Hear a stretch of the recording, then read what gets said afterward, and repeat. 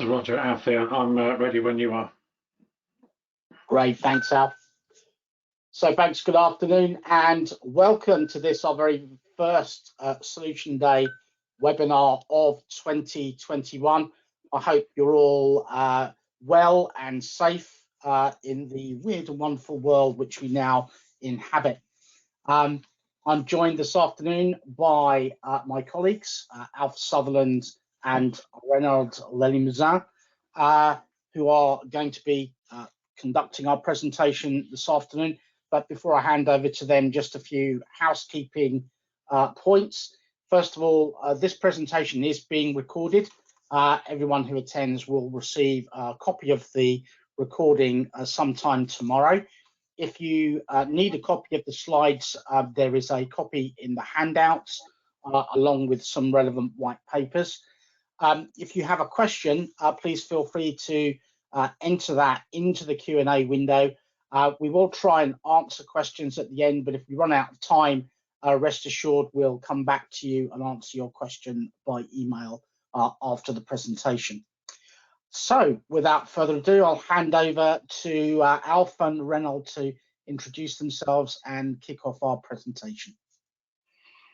Thank you. So, yep, I'm Alf Sutherland. I've been with the organisation for coming up to 9 years. So we were generally known as Fluke Networks before we moved over to NetScout, but for the last 2.5, 3 years, we've been NetAlly. So, yeah, we have hundreds of thousands of customers dotted around the world, but as a technology or a brand name, we're not particularly well known, but you may know us from the past. Ultimately, the idea regarding what NetAlly does is really to address the impacts of network operations teams. So as we know, there's most organizations have remote sites, and normally what we see is they don't always have the skills and resources to be able to deploy and troubleshoot Wi-Fi and wired networks quickly and easily. Equally, there's a massive growth of traditionally non-IT infrastructure being installed. This could be facilities management, sensors, LED lighting, shade control, fire control systems. All of these technologies are now starting to move into the IT infrastructure, where the people need to be able to control, manage, and secure them. So generally, they're dynamic, are unfamiliar, and obviously quantity-wise massively growing.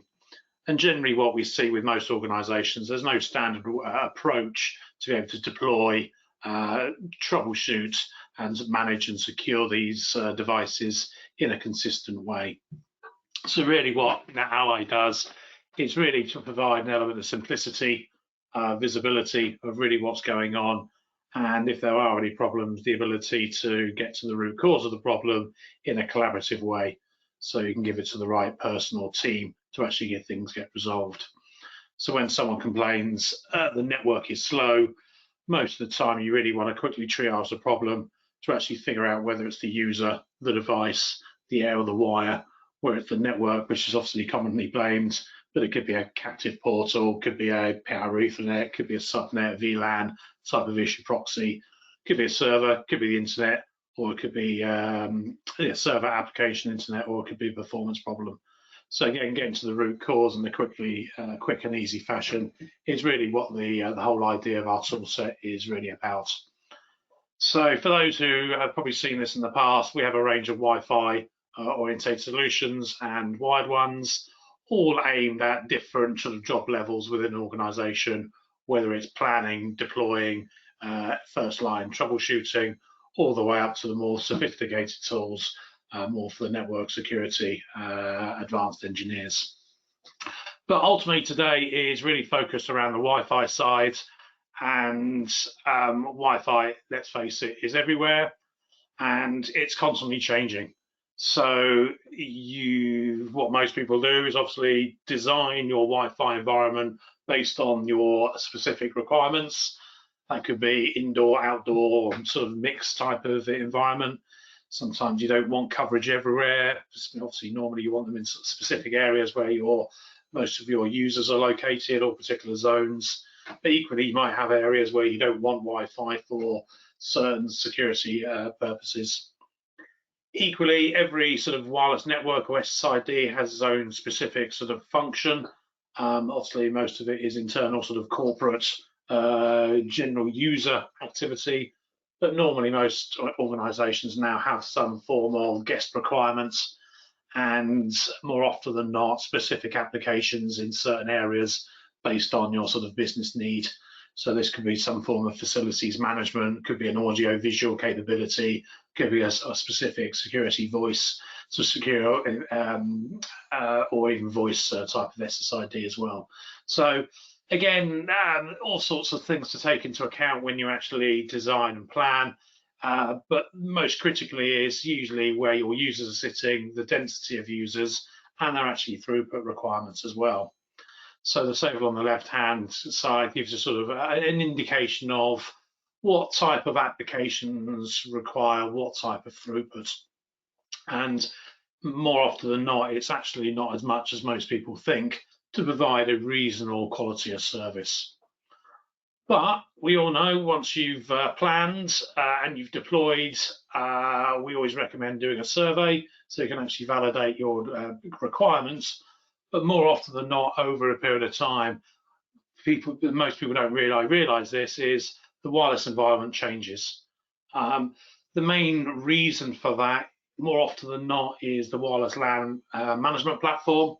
And most management platforms have some form of radio resource management capability, where based on the inputs they get from their access points, change the power levels, and equally reassign channel assignment to particular access points. So again, this takes into account what is already happening within the environment or changes that do take place, but sometimes these do have a negative detrimental effect on the performance you see. So there are a number of things you can do. You can manually adjust power levels, again, depending on any obstructions. Equally, you can actually manually assign some or all access points to certain channels. So again, you don't need to have your RRM constantly changing around, or if you do, you can just reduce the frequency of how it does. Obviously, most physical access points don't move, but again, some people do move things around based on newer sort of building changes, and more often than not, they're the sort of physical changes we're seeing. In COVID times, we're actually seeing a massive change in where people are sitting. Obviously, from a sort of desk social distancing perspective, I think people's desks are being moved around. They're near the outer edges, again, just for pure distancing purposes. But we are seeing a larger intake now of sort of these portable partitions and screens. So again, just to have that sort of break between one user and another. Yeah, we're seeing a lot of those as well. Equally, in environments where they are traditionally open plan, we have a lot of the traditional sort of storage units being used as physical barriers more often than not. And all of these have an effect on how the Wi-Fi will perform in your environment, even though the access points and all the configurations generally haven't changed. There are obviously other effects. Obviously, the Wi-Fi network is utilised as a share medium. Everyone can use it, even your neighbours and all the like. And ultimately, you're sharing all the management control and data frames with everyone else. So every single SSID that operates in the air obviously reduces the potential performance capability, because obviously you're just sharing that sort of airspace with more people. And obviously, the more SSIDs you have, the more general beaconing and probing you're likely to get from your APs and devices as well. So there are some things you can do, such as extending your beaconing rates. Obviously, take into account what network and what devices will be listening out. But again, that's a sensible way of reducing some of the load on network. And equally, some things you can do to improve the performance is actually set up some of the quality of service extension capabilities, specifically for things like voice. As we all know, the 2.4 gigahertz spectrum is often quite busy, shared with some of the traditional sort of interference sources. which I'll talk about in a minute, such as Bluetooth and microwave, etc. So obviously, there's been a massive move in the AC and now AX world of utilising the 5 gigahertz because it's obviously quieter and there's more channels to utilise. So yeah, wherever possible, utilise the airspace that's available. But other things that obviously affect your Wi-Fi performance post deployments is obviously all the plethora of sort of non-traditional Wi-Fi devices. Generally, you know where your microwaves are because they're normally in kitchens, but you know, cordless phones, Zigbee devices, Bluetooth devices, motion detectors, but even air conditioning units in the summer that you know might have not been turned on in the winter, or the heating side. Again, these all have different effects based on when you first did your initial survey.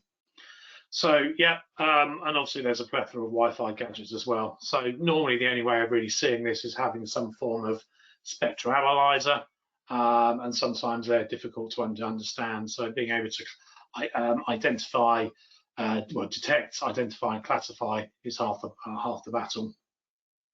Equally, things that also affect your Wi-Fi network is legacy devices. It's obviously fairly old hat now, but try and move well away from B. Obviously, you don't often see many of these, normally only in logistical warehouse type environments, but most of them now have generally moved to N or AC technologies. Equally, you don't often see many A or G devices as well. So again, it may be worth turning off some of the support for the lower rates as well. So yes, your Wi-Fi performance will change, even though there's sometimes no perceived configuration or practical change. So ultimately, there is a number of ways really to sort of identify and visualize this. So earlier in the year, NetAlly released our sort of AirMapper ecosystem. So really what you can do now is utilize our hardware devices, principally the AirCheck and Ethoscope, do all the data measurement on site and upload that to our free cloud service for additional analysis. Equally, we can import it into our traditional air magnet site surveying solution as well. And Renaud will give you a quick demonstration of that.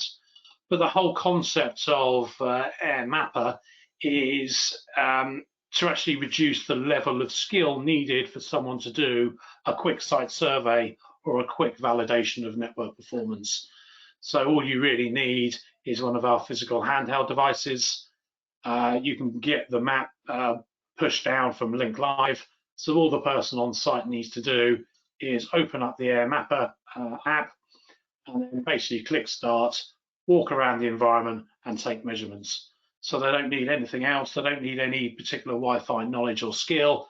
They just need a handheld unit and keys to the office, so to speak, to walk around. And then once they've taken the measurements, they can upload it using the save button, and then all the analysis can be seen within Link Live, where you can see all the necessary visualizations in a number of different ways. So ultimately, we've de-skilled the requirement of having to do a survey or doing post-deployment surveys. So based on that, what I'll do now is actually hand you over to my colleague, Renaud, who will actually give you a quick demonstration of how AirMapper can be used. Thank you, Alf. This is Renaud speaking. A quick feedback of my career, starting in 2009 by Fluke Networks as DAC engineer, move on to NetScout as escalation engineer, and I'm now a sales engineer for NetAlly. So let me see if I can share my screen. Yes, you can. Yeah, okay. Is that visible for everyone? Okay.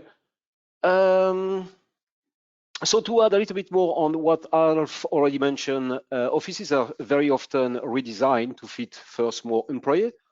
They can also have new walls that are built to create private offices. Added some shelves and locker also, together with, unfortunately, what with the COVID regulation we are facing today, a lot of new screens are placed between employee and to follow the safety and regulation of the COVID. So Those screens can be made of various material. Most of the time are plastic of various thickness, can be glass as well, or any other materials. So all of those changes will have an impact on your floor wireless signal coverage. The AirMapper application that is available on two devices that we have, which is the AirCheck G2 version 5.1 and the Etherscope Energy, will help you to find which area have been impacted by either comparing if you have already previously made a survey with the one that you are making today, using features in a Surveyor Pro that's called Diff View. I'm going to show you that rather quickly later on. Or simply by analyzing the survey map that you just did. This will provide you enough information in a fast way, basically to add or relocate existing IP to optimize the signal coverage and gives your staff, your employee, with the speed they need to have to carry the job. So this is the home page from the AirCheck, and you can actually see on the below here you have the AirMapper application. So first thing I will do is I will go to the settings tab and I will go to the AirMapper settings environment. So this is where you will have two options to have or to import a floor map. So the first option, if you click on the floor map, you can on the top you can actually see add floor plan. So on the AirCheck, if you plug an USB stick on the side, you will be able to import the floor plan that has been copied into that USB into the AirCheck itself. So I have already here 4 plan that has been already imported. So if I click on the solution day, for instance, here I can name the project, put a description. The floor plan, I call it solution day. You can put basically, you know, floor number 1 or whatever you want.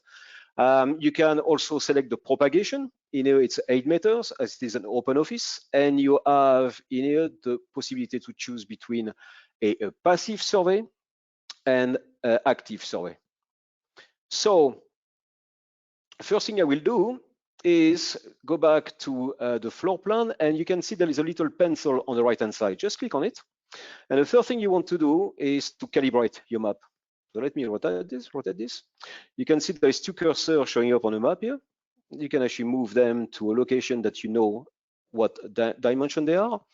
And on the top here, if you click on this, you can actually change. It says 18, I'm happy with it. So any other number can be added here.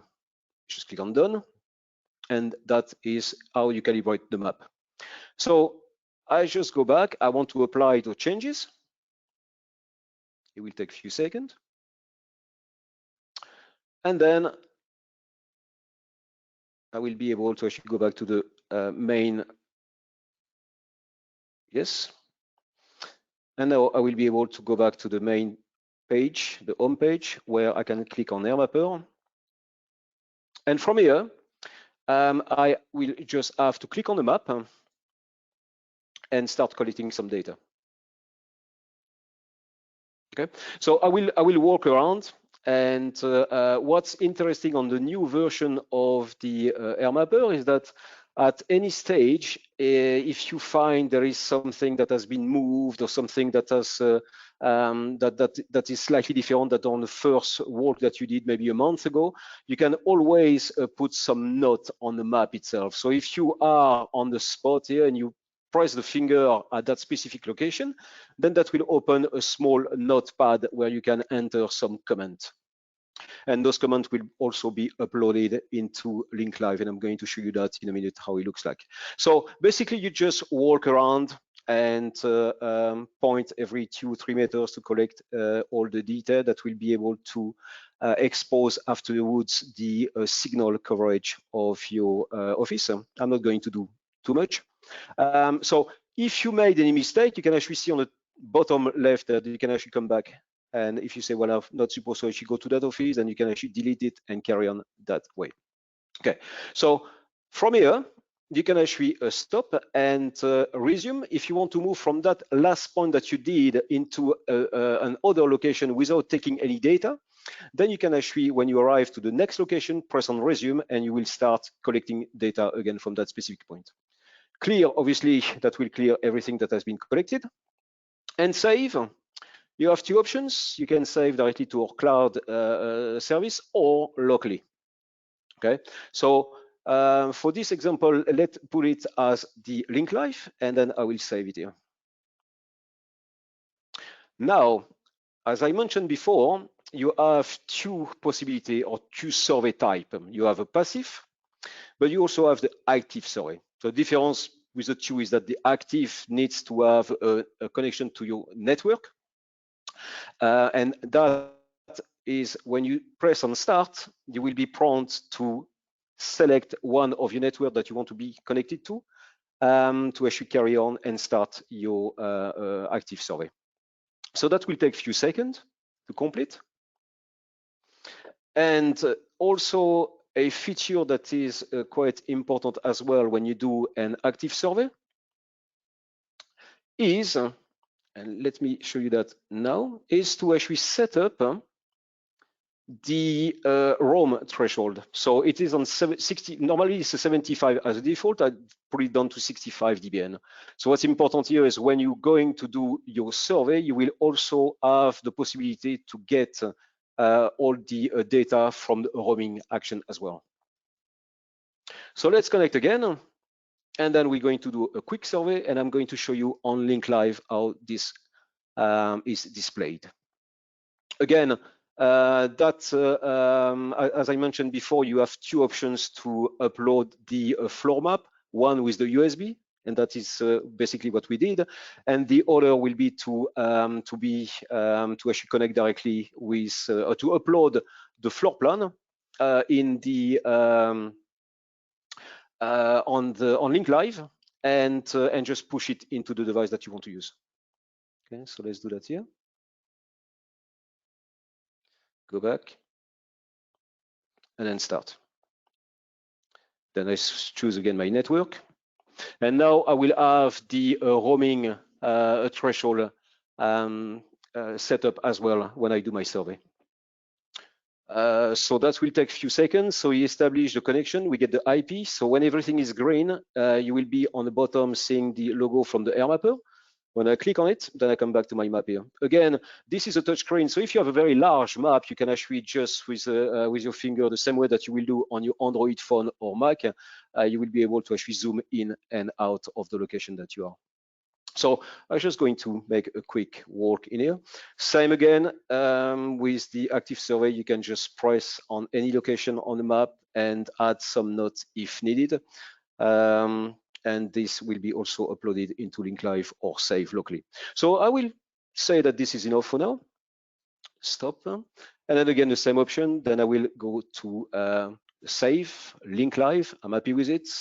Job content, NetAlly, fine. And I save it. Now, what I want to show you very quickly is if you have saved your project locally, then you can go to the manage file on the settings and then select the .emp, and then all of the survey that you have done and save locally will be available here. So if you want to export this to a USB, just select it, save to USB. If you want to upload those into Link Live, just select the upload on the bottom right here. So how does that look like in a Link Live? So these are the project that has been done. Let me move this a little bit. So we have some project that has been done here. And then if you click on the view survey, so you have three options.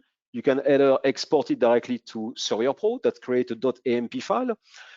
You can actually just see all of the analysis here, or you can actually just open and view the survey that has just been done here.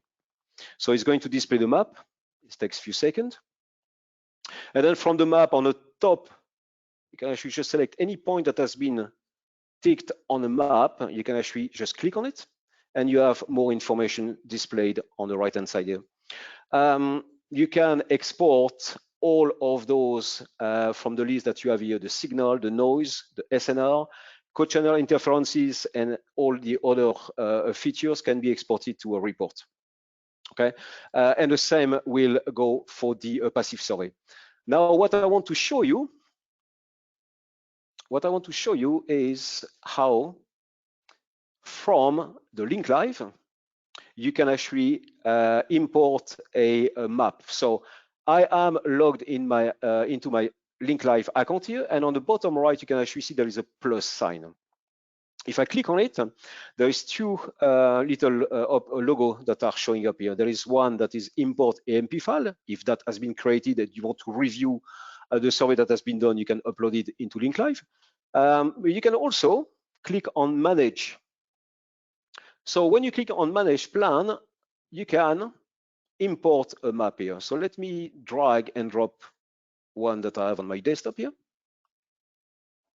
Then when this is done, you have to put a name of it. So I just put survey passive here, that's fine.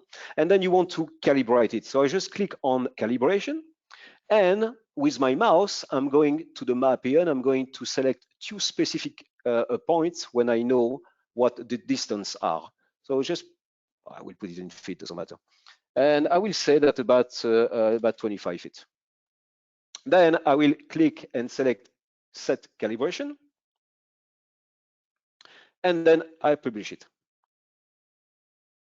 So when I have published this floor plan, it means that is available to be sent or pushed to any devices that has been claimed in my account. So here, I have the possibility to select a specific unit. So I can either send it to my aircheck or to my Etheroscope, or I can actually select both. Okay, so and just click on apply. And what the user will get is this. So the user and the technician on the site will actually have that pop-up on the aircheck showing up. And if you click on yes, then you will go directly to the AirMapper function. And the only thing that the technician will have to do is basically to actually do the wall, collecting the data and upload the survey into link live. Now, what I wanted to show you as well is to import or to export to Survey Pro. So when I click to export to Survey Pro, there is a .amp file that is showing here. So I just click on OK. So I don't need to do anything else that just open or just click on that extension .amp file, and I will be prompt to open Surveyor Pro. And in Surveyor Pro, I will have more features to use, like I spoke about diff view before. You can have a view of what your heat map looked a month ago, and with everything that has been changed, how does it look like? What is the effect on the signal coverage here? And then you can also have the access to Airwise and also to the report. The report has more functionality that you have with the link live to actually see what you can have or edit. You just go to the report itself, to the template. Everything that is on the right-hand side are categories that can be used. And if there is anything that you want to have on the current report, you just click on it and just import it on the other side. So everything on the left will be included into the report, and everything on the right is the category that are available. So basically, it will look like this. This is the report that I have run early on. So it will give you the information of everything that has been selected. So the path, introduction, if there is any, the coverage will be there, amount of SSID, signal distribution, etc., etc. So here there is 80 pages. I mean, obviously, the more you will select as features that you want to use or to want to have reported on that specific report, the more pages will be processed. And that can take between, if you have 150 pages, you can understand that will take a lot of pages. Sometimes you don't need to have all of them. You just need to have a specific information that the customer is requesting. So instead of 80 pages, when half of it is really not necessary, you can just provide what is needed. I just want to show you rather quickly the diff view, if I have a few more minutes. So on the diff view, you will have, select on the top here, you will be able to expose or to have on the bottom left what has been taken last month, for instance, last month or the last time that you did the survey. And on the right, you will be able to actually see what is today. On the top, you will see the difference between the two. And you can also export that information for further investigation. And you can also import that to the report. So I think this is very much what the air check does. Did I miss something? No, all good. Thank you, Reynold. So, yep. Okay. Presenter. So thank you for that. But I suppose in short, what we really sort of try to sort of say is your Wi-Fi environment will change, whether you think it will or things will automatically change based on just general Wi-Fi parameters.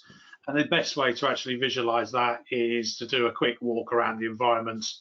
And now with the Air Mapper installed on either the Air Check or the Ethoscope, you can get someone with very little Wi-Fi or even no Wi-Fi knowledge or skill just to open up the air, turn the Air Check on, go to the Air Mapper out, walk around, clicking on the screen, upload that information for you as more the network administrator, Wi-Fi guru, to actually do the necessary reporting, analysis, etc.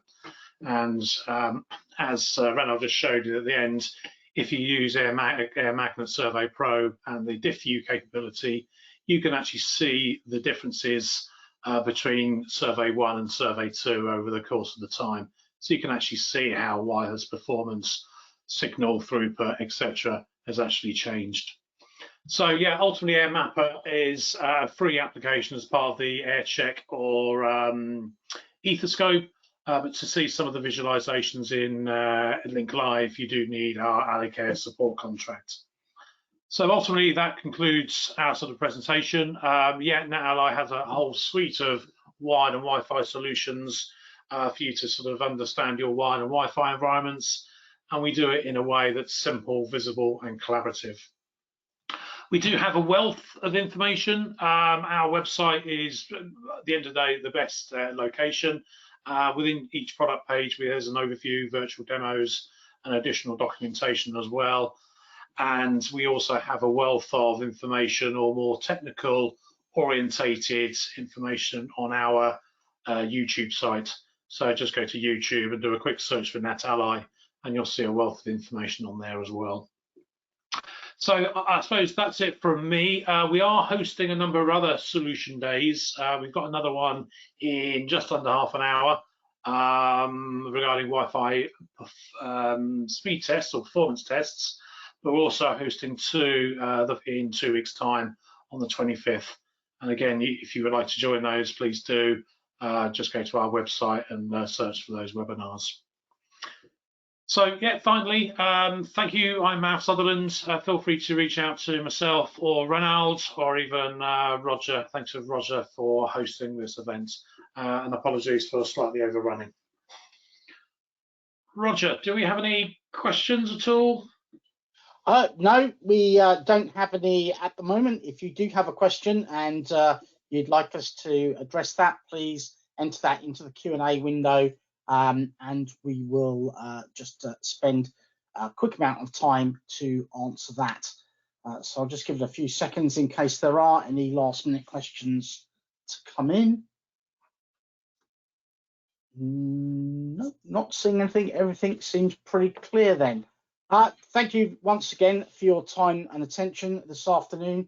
If you have further questions, you have our email addresses in the slides and in the recording. Feel free to reach out to us and we'll do our best to answer any query you may have.